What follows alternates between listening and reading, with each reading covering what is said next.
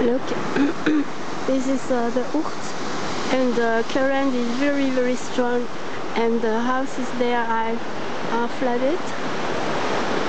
And look there, I'm on the bridge, and look how wide is the river, how wide it has become. Normally it's you see a little bit the stone there, so the water stops there and there before the trees, but look how wide it is now. It's much worse than the other time, and the current is very strong. Sure, if I fell, I would drown. I would drown myself.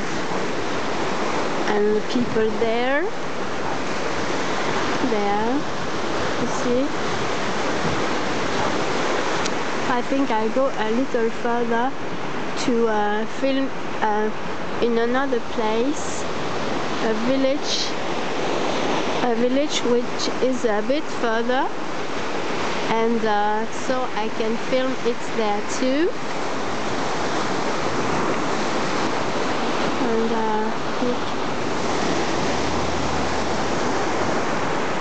it's sad for the people who live there.